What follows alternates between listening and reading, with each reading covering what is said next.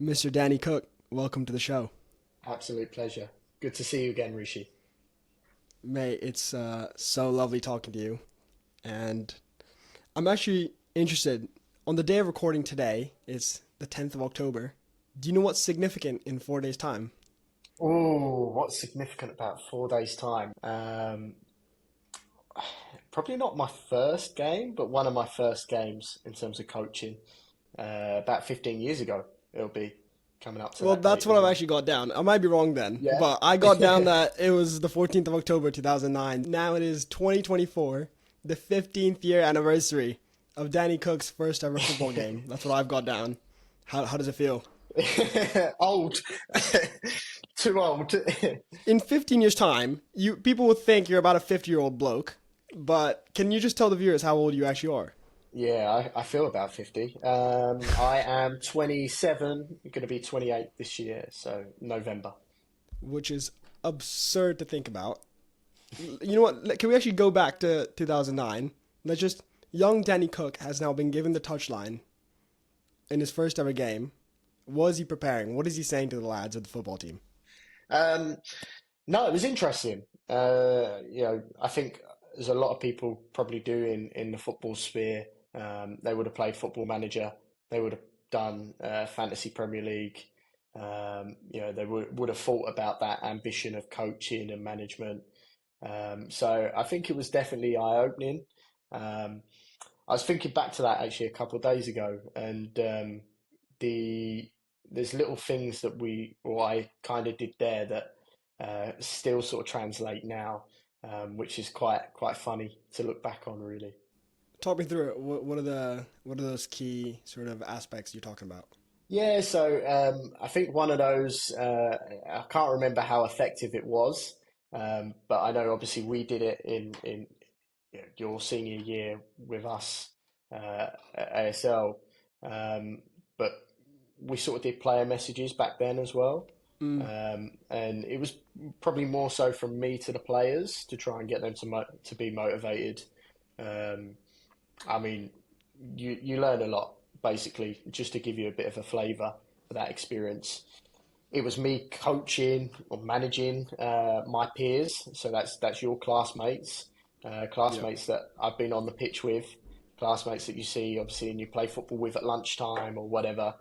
Um, and I got into it because I had an illness at the time, and it wasn't a serious illness. I'm obviously fine from it, but at that time I was very sporty, very athletic, did a lot of athletics, and obviously played a lot of football.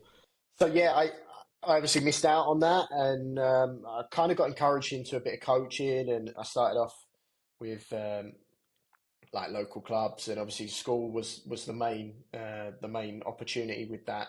And yeah, I mean, it was a surreal experience. We got battered a lot, uh, which was great. It was great fun. But to be fair, we ended our journey that first sort of opportunity for me. We ended that journey giving a team a bit of a battering, which was obviously quite nice to be on the other side of it. And yeah, it was a real eye opener. And I would obviously, from conversations I've had with yourself, anyone who wants to get into coaching and that side of things, like you've just got to go out and experience it and expect things to go wrong because that's all part of learning. You mentioned these player messages, and we did it during my senior year when I was under your tenure, and it was honestly one of the best moments of that season. And you're telling me now that you also did it at the start of your journey, but where did this idea of these messages even come from? Yeah, that's a good question to have. And the I guess the messages and my whole sort of coaching leadership kind of approach to life, just full stop, is to try and do those sort of little things, maybe be a little bit creative, thinking outside the box, to try and get some kind of impact or some kind of reaction. But I know obviously sort of later down the line with yourself, and it's something we fundamentally do with all our teams now. Like whenever I coach a team ahead of a tournament, we that's something I think I've learned, I've seen has made a real big difference. And just in terms of that, where that kind of the little things sort of come from, I think I guess an element of that kind of goes back to sort of my parents and my upbringing. We would have Christmases or birthdays or whatever, and you know how you can have a present given to you, and that can be that. But they always kind of made it that little bit extra special. And you know, it could literally be, you know, that Declan Rice shirt behind us. It could literally be I that. love it. You know, despite not being an Arsenal fan myself, but it could literally be that. But the way they would present it in a, you know, go and do a treasure hunt or go and decipher all these clues, like it kind of made it an experience. And that's something I like to think with my interactions with people, whether that be in football environment or generally, is I kind of want to make those experiences unforgettable. Yeah, I mean, Danny, you say these things are little, but then you look at the value of these things. They hold tremendous value because for you it was just the idea, for example, with the player messages.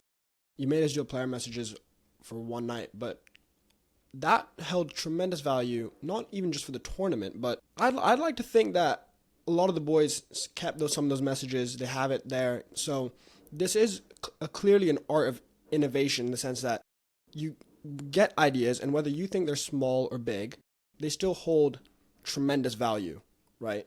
Do you think when you get these innovative ideas, it's a trained practice, or does it just come to you naturally? Yeah, I appreciate that. Yeah, in terms of those messages anyway, going back to it, I think they do contain so much value. I know I still keep some from you from players. You know, it means a lot to have those words and those memories to look back on. In terms of what you was after, does it come to me, you know, in the middle of the night? Am I having a dream and all of a sudden player messages is the answer? No, no. To be honest, a lot of the stuff in terms of coaching, leadership, just generally, is you kind of steal some good things. So maybe I don't know where that has come from, that messages have come from, but per se, but no doubt I would have seen something or been inspired by something and decided to think, well, why not give this a try here? And I think that's the big thing that I like to think I'm quite strong at is I'm open to ideas, open to giving things a go. And I think it could be really easy, certainly now, like for me, coaching, you know, at the school for seven years now. You know, it could be really easy to sort of be monotonous, do the same things over and over. So I think it is a case of trying to be fresh and always like actively trying to look out as well. So I do spend a lot of time just trying to see what other people are doing. I think I remember Gareth Southgate doing a talk with us at uni, and he mentioned he's really big on that, um, like reaching out to other coaches, other coaching fields. I think he did a lot with, I think it was Eddie Jones at the time, the England rugby head coach. And it's interesting just to see different environments and you could take different things and transfer things across, not even from a sporting context as well, just generally. And I think that's one thing that I've kind of tried to embody as well. Well, let's talk about one of your most recent creations. I obviously got a taste for it for just 1 year, but I think it's one of your most committed creations I've seen. The spreadsheet. And for people that don't know what the spreadsheet is, you've got to see it. I hope people see it. But it's this ridiculous spreadsheet that started off, I think, in my year as probably 2 tabs, and now it's evolved to I don't even know the number, Danny. I don't even know if I can count on my hand, my fingers. I don't know what it is. Just explain to me where this came from. Yeah, so a lot of credit for this goes to my former flatmate, a really good friend of mine, and a fantastic coach. That's Harry, a guy called Harry Sherman. He, I think, pioneered the first spreadsheet, if you want to call it that. And yeah, like from there, and that was from my Kinja days. So I mean, that's a long time. That's a long, long time. We're probably talking about 8 years, probably 7 years, in terms of a spreadsheet being around, and obviously using it for teams inside of the school, teams outside of school at Kinja.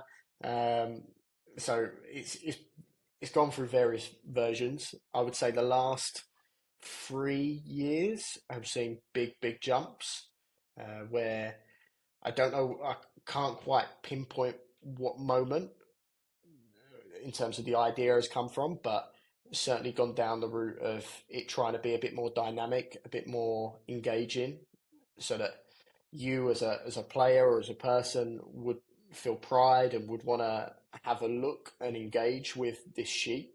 And yeah, I mean the spreadsheet is obviously one avenue. I know there's been some apps as well that been developed, and for me they're great.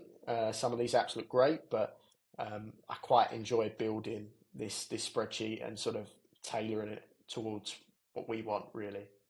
No, but it's such a smart idea. And this trait of creativity that you have, whether you want to brag about it or not, I know you're quite a humble being, but this trait of creativity doesn't only apply to a coaching field, it can apply to a lot of fields. I think creativity in general is a transcendent trait in the fact that it can genuinely help people in whatever field they are, right? It's not like creativity is just limited to certain fields. Like even painters and artists, it's not like they need to be the most creative just to be successful. Every successful person, I believe, in their field has to have a level of creativity. But how does one develop that creativity?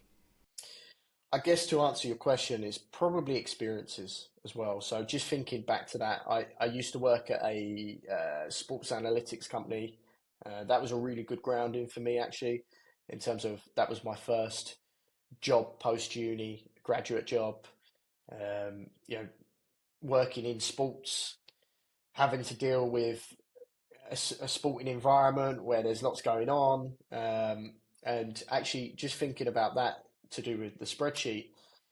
You know, as I've shown you, we have like a dashboard and a sticker book element of our spreadsheet where um, players have their stats tracked and they've got something to aim for. That's why we put in an achievement section or a sticker book section, something where they can aim and they feel like they're progressing towards something.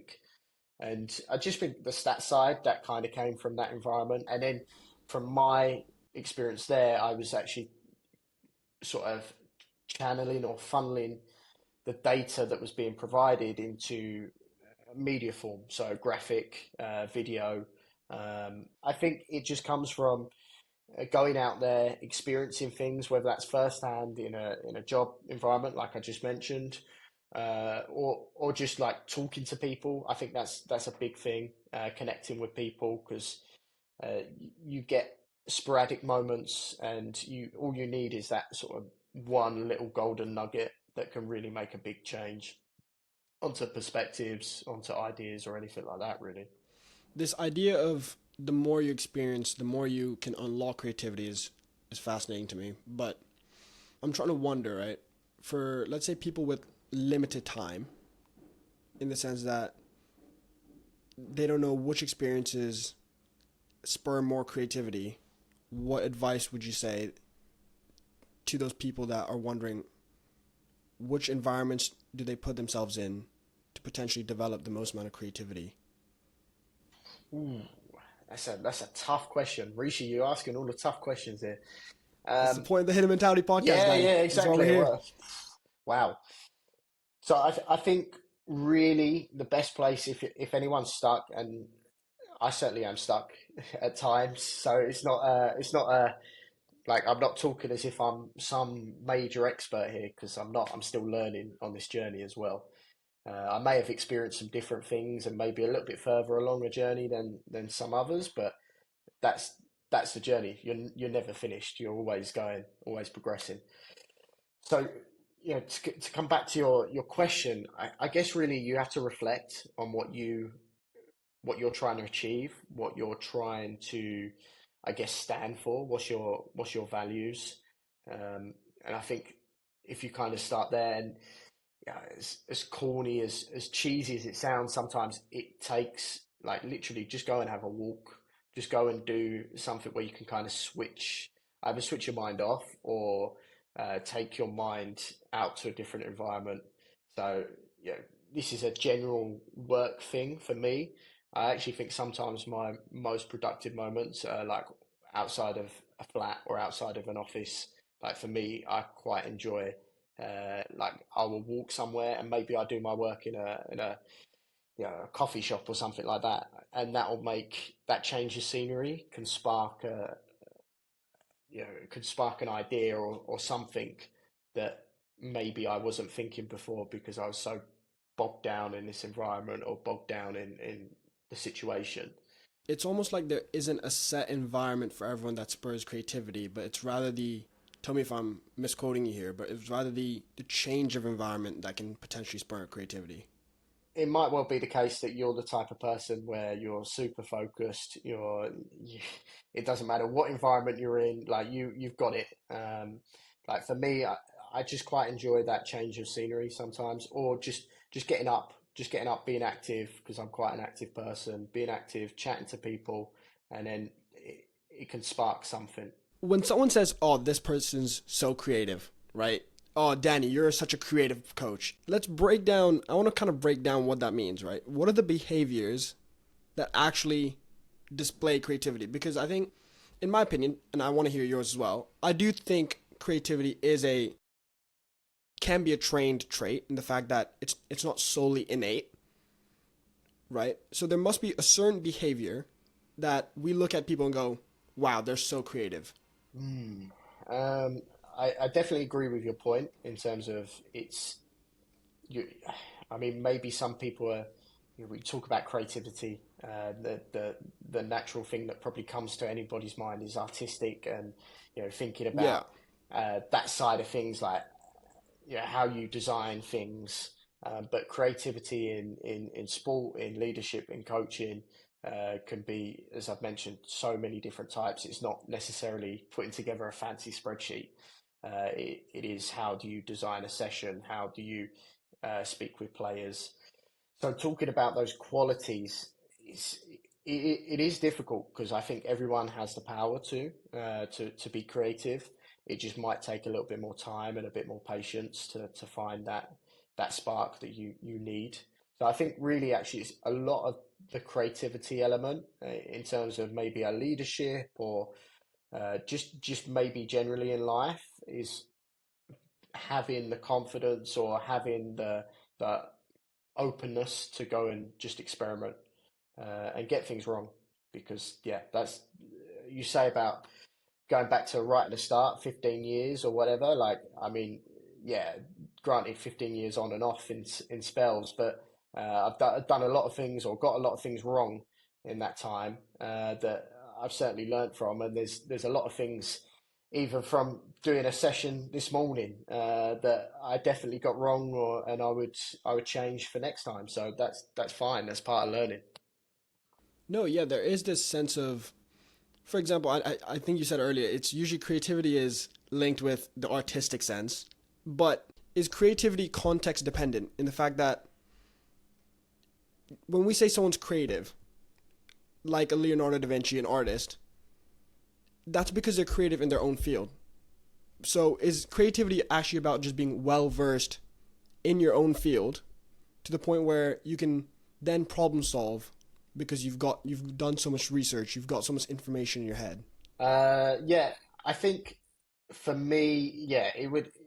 You're in your own field, so you put me in an art class, creative. Yeah, I might have an Mm. idea, but the execution is going to be really bad, and I'm sure my parents would vouch for that with all my artistic work.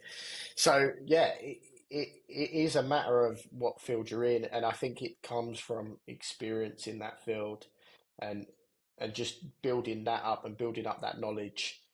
And again, like to give you an example from today, I was coaching sort of nursery children, kindergarten children. So that's like 2 3 year olds. Um, you know, they could be a tough crowd. It could be a tough crowd to go and coach, but you have to be creative and you have to understand how to be creative in that environment where maybe you turn the skipping rope into a snake and you're jumping over the snake. Maybe you've got scarves and they're in the back of, or bibs in the back of the necks and they're superheroes.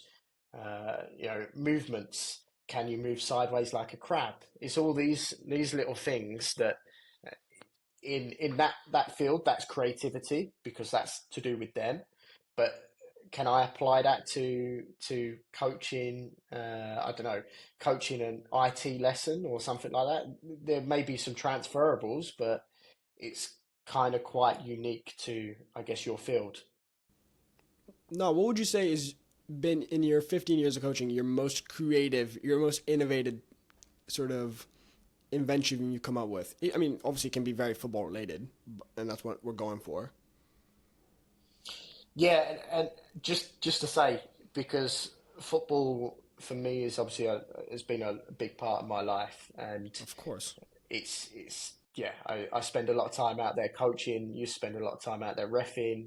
Now I spend a lot of time out there scouting. So it's everything. Football is a big portion of my life. So um, apologies in that sense, where most of it is channeled in that direction. Going back to the letters, I think the letters had an impact, and I could see that. Certainly, that first year with you guys, I could see.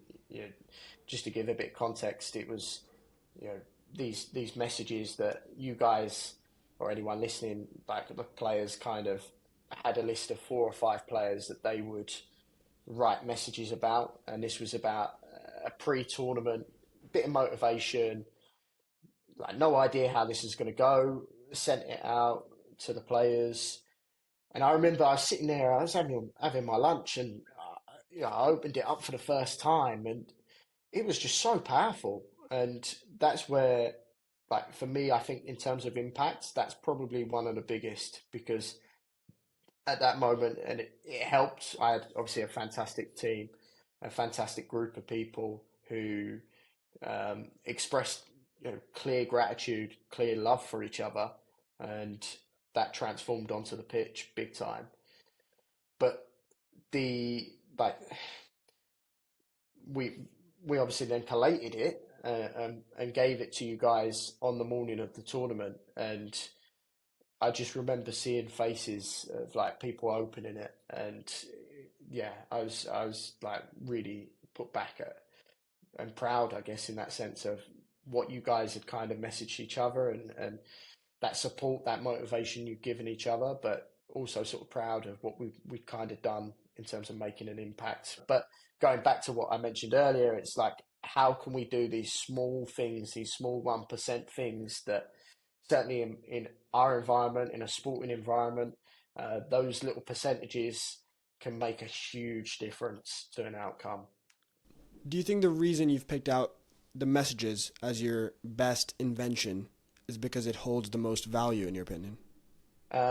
Yeah, I think in terms of the impact and the value, I think that's probably one of the clear ones.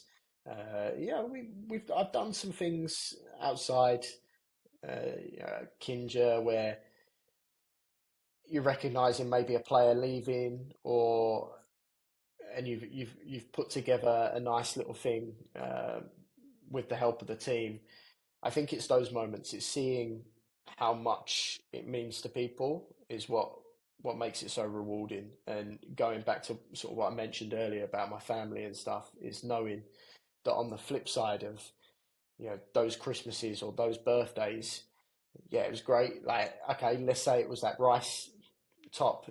It's fantastic. Got a rice shirt, buzzing. But it was more the way it was presented. It was more the understanding how the person would feel on the other side of it, and like understanding their value behind receiving that. I like what you said earlier that creativity can also be spurred from just talking to people.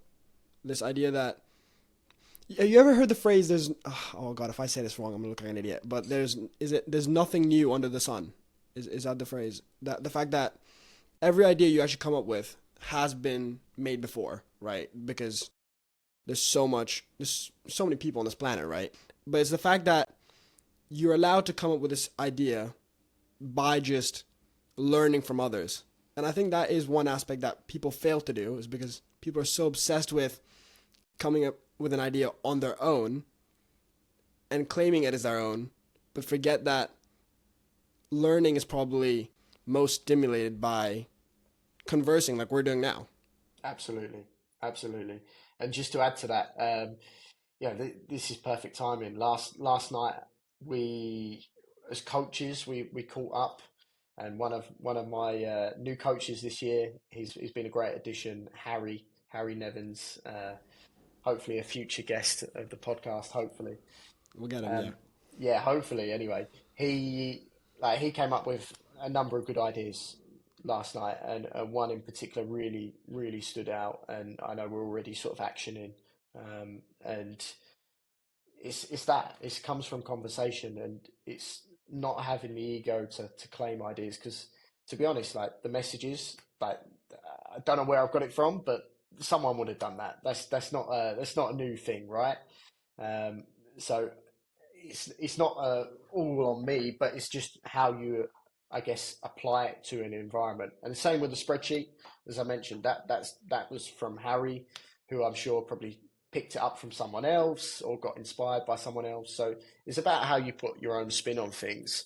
It's exactly what you just said. It's about putting your own spin on it, because I'm thinking about it now. Every idea that's been thought of, it's almost like that idea is just a mix of smaller ideas from different parts of the world, right? It's not like there's an idea that's completely brand new on its own identity. And I think this links back to the experience that you're talking about, because people draw ideas from their experiences and their perspectives. So do you think the best problem solvers are actually the ones with the most amount of experience? I think naturally that would be that would be an advantage, right? You've had all that experience. In theory, you should be a lot more capable to problem solve. But again, like it goes back to your characteristics as a person. Can you stay calm under pressure? Are you resilient? Are you a quick thinker? Can you think on your feet? It's those sort of characteristics that certainly can help, can either aid, or if you don't have those, then it makes it maybe a little bit more difficult. And actually, just thinking back to another idea that I know you would have experienced, maybe I think maybe twice, at least twice, the House of Culture. Um, Oh, yes. Yeah, of course. yeah, so I think I remember picking up something like that from, I had a uni lecturer, and I think he was talking about business as like different rooms in the house, and yeah, all sorts of funny little quirky little comments about it. And then I can't remember when that sort of kind of combined into or merged into sort of applying it into a football sense, but obviously like in our football house, which we create for our football family, because that's what we like to try and create in our environment. That's our, I guess, our creative spin on things, is we want to create a house for our team.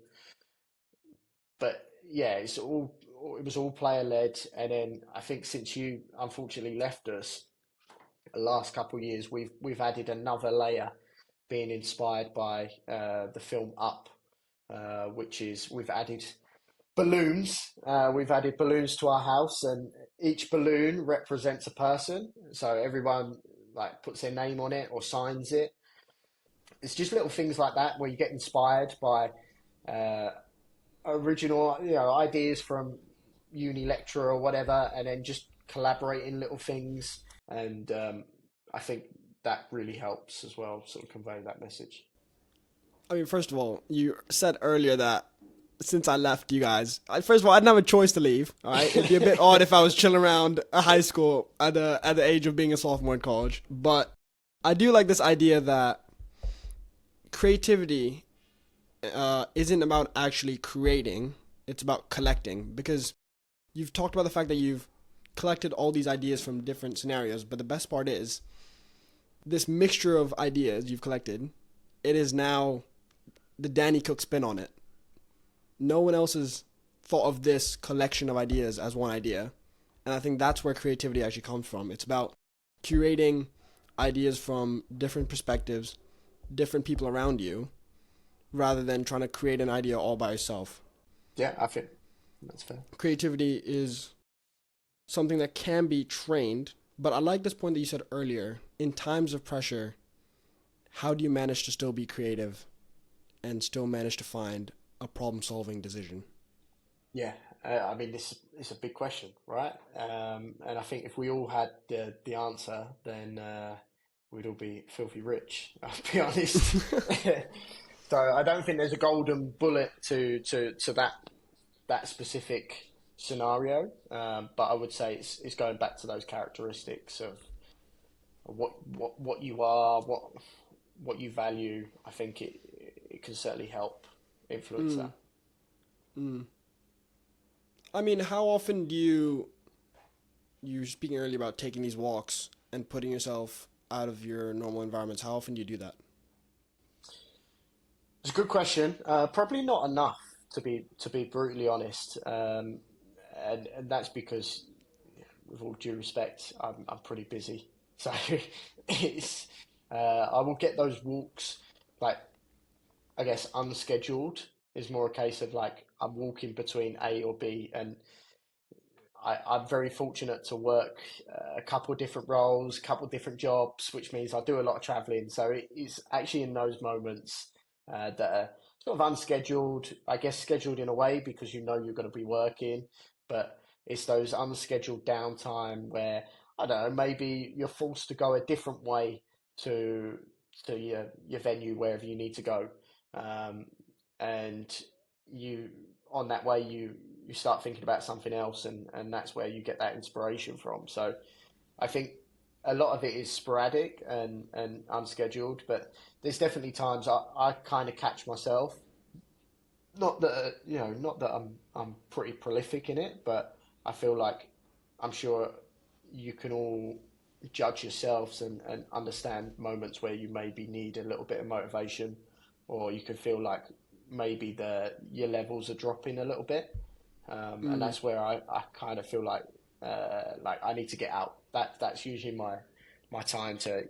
I've got to do something to get myself out. No, I love that, Dan. And I want to finish off this discussion with something that the viewers can take away from, and me, hopefully, with asking you, what is the best advice you've ever been given? Good question. Good question. Lots of good advice to be brutally honest. Lots of good people who have really influenced things for me. Um, it's hard to really pinpoint one thing. I would say a couple nuggets would be uh, to go out and connect with people, to go and meet people, chat with people, those who are in your field, those who you maybe want to strive to be in and around. Go and connect with those. Again, to give you a tiny example, during lockdown, that sort of time period, I spent a lot of time on the phone, not talking to mum or dad, but talking to like people in the industry, trying to find out about their journeys, trying to find out their tips, doing what you're kind of doing here with like a little bit of podcasting. I think those experiences and those voices, they mean a lot, and those stories, it's all lived lives, right? It's all lived moments and experiences. So there's no better lesson really than that. No, I love it. Love it, Danny. And I've always said this, and I've told everyone, Danny Cook has the soul of a 80-year-old man living inside a 27-year-old body. And I love it. And you're dropping down some valid nuggets to end off our discussion. But Danny, hopefully I speak to you soon in general. And thank you for being on today. Thank you, absolute pleasure. And just to add, absolutely honoured to be on here with you, Rishi. So thank you. This is what makes sort of the coaching, all that time invested, worthwhile. So thank you.